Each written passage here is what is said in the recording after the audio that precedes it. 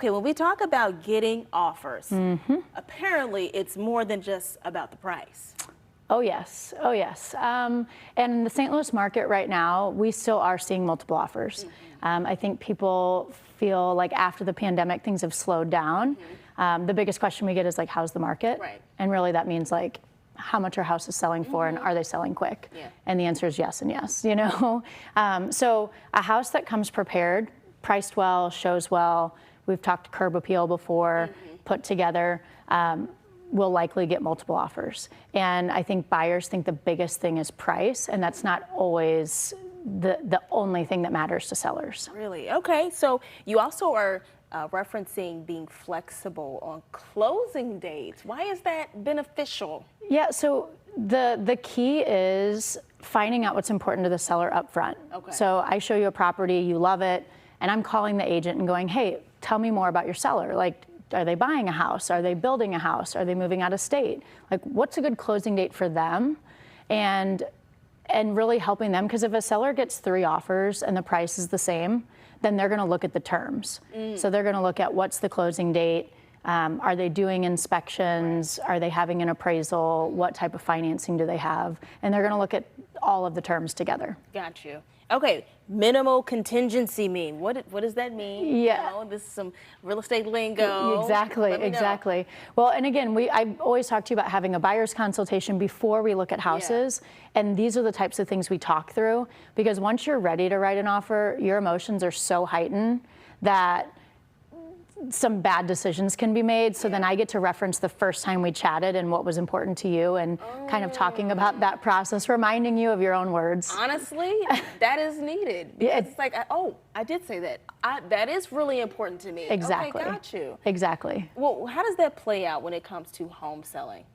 Yeah, I mean, for right now in this market with multiple offers, buyers, we talked about flexibility, we talked about terms, and we talked about emotions, right? And so for sellers and buyers, managing emotions is probably the biggest key. You know, yesterday was a tough day for one of my agents. We were negotiating a deal where they had 3 offers, and you know, it's hard because you put in a really great offer and then they come back and say, oh, we have this. So then I'm like, hey, is there anything we can change to make this stronger? Yeah. And then I get you to flex a little bit and you push, and then I'm like, oh, we're good. And then they come back and say, oh, well, can you do more? Oh my God. You know, and so that's why we have to have that initial conversation of like, when is when? Like, when are we drawing the line? Yeah. Because we don't want to push you out of your comfort zone. So it's that fine line between still being comfortable, but also being competitive. Yeah, that conversation up front is very important.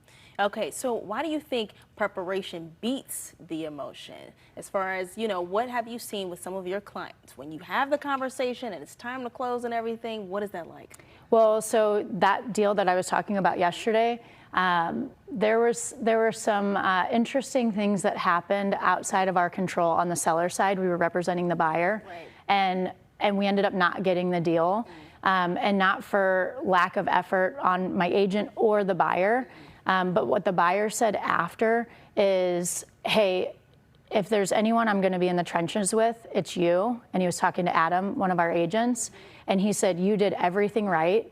He said, we were so emotional about it and we wanted it so badly. We were almost willing to push ourselves at a point where we would have regretted. And so we are so thankful that 1, you fought for us. 2, you had your heart in it as much as we did, but then also you told us where to draw the line. And if Adam wouldn't have had that, like, what is your why? What are we looking for? What's your bottom line up front? Then he would have just let's go, let's keep going, let's keep going. And instead he knew that it was like, hey guys, I know you want this, but I think this is where we stop. Wow, you need people like that. You honestly. do. I mean, it's not about buying a house. Like, we don't just help people buy houses. We help people make one of the largest financial decisions that they'll ever make. And once you're in, you're in. Yeah. It's a legally binding contract. So it's Very super true. tough to wake up the next day and go, you know what? I think maybe not. Yeah. You know, it's like, no, you're in a contract. So I think having someone who has your best interest is huge when you're making decisions like this. Oh,